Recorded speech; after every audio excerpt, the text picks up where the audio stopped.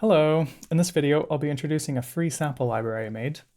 It's called Piano Overtones, and it layers piano samples together according to the Overtones series, which gives you a lot of flexibility with the timbre. So here's what it sounds like without adding the overtones.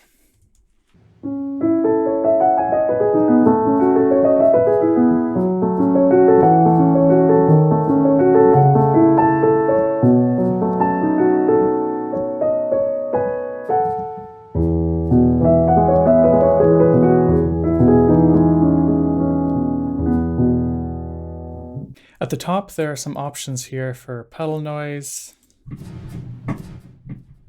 and release samples.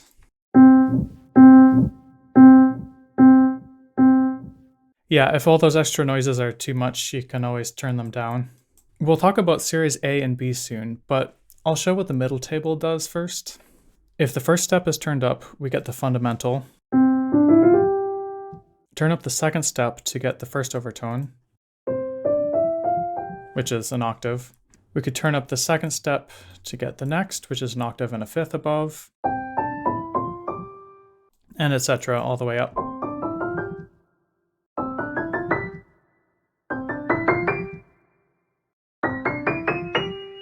Now this overtone, you can hear it's a little out of tune, and that's because the script tunes partials such that they diverge from equal temperament, and they're instead in line with the frequencies of the harmonic series.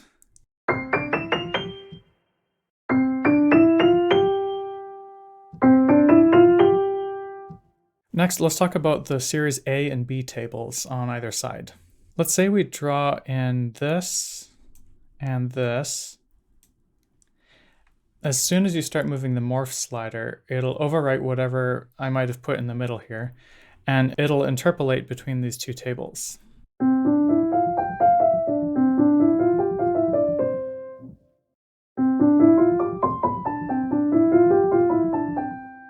Just doing this yields an interesting result.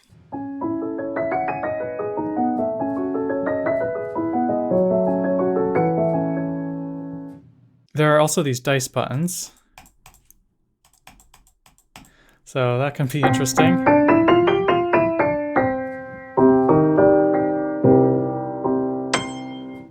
So the library is quite small. It's just 45 samples, one dynamic layer, one round robin.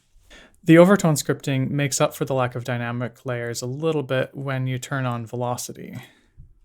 It's kind of like you're creating velocity layers by controlling the volumes of the overtones. We could maybe do something crazy over here, but then not very much here.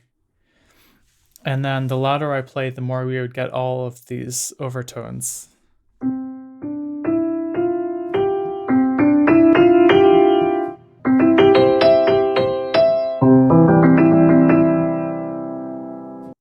At the bottom here are 4 knobs, which provide some powerful ways to transform the sound even more.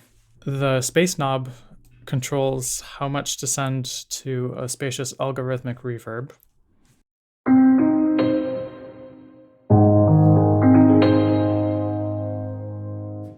Shape, if you turn it to the left, it softens the attack. Turn it to the right and it dampens the sustain.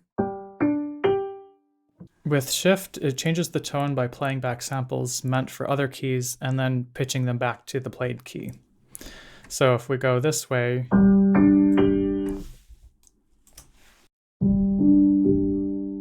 you get a very mellow sound. If we go this way, you get a very twangy sound.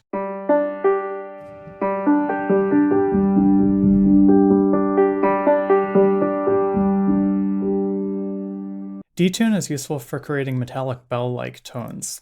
Each overtone of each note has been given a random detune percentage, and then this knob controls how much to detune all the overtones according to those random percentages.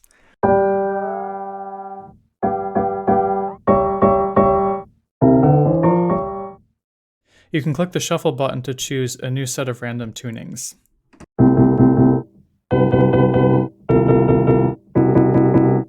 Alright, that covers all of the features. Lastly, I want to flip through the snapshots. When you install this library using Pulse Downloader, it'll automatically place the snapshots in the correct folder so that they appear up here. So let's just flip through the presets and I'll maybe talk about them a little bit. So this is just the basic one. Okay, next preset is hollow. It's a very hollow sound because we're missing the overtone in between. Warm side of the pillow.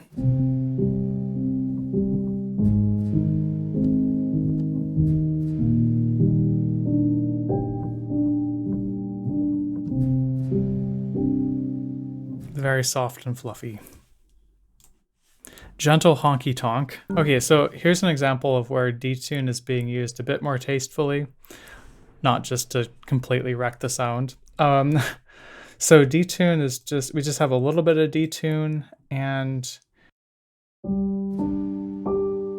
if we did more, it would sound like some kind of atonal thing, but if we do just a little bit, it sounds like a honky tonk. Okay, this one kind of sounds like an E-piano. This one kind of sounds like a steel drum. Sort of.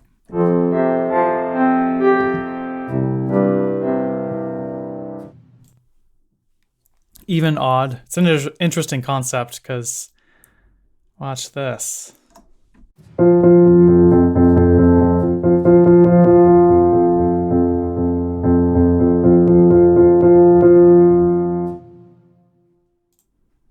Tiptoeing.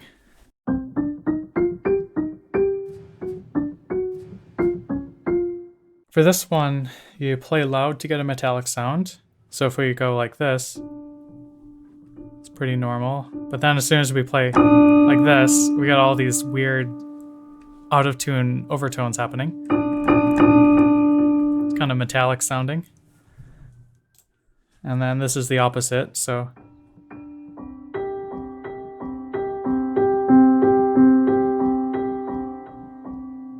All right, if you play this one low, it does sound like a broken clock. Or maybe a bell. This is eerie sounding. Yeah, it's hard to imagine that these are coming from piano samples. And finally, last but not least, Nightmare. Yeah, maybe this library could be used for horror or something.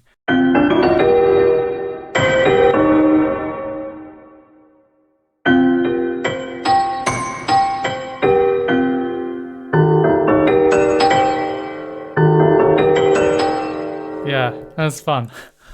So yeah, if you want to play around with additive synthesis using real samples, head over to osterhofsounds.com, grab a copy of this, and give it a whirl.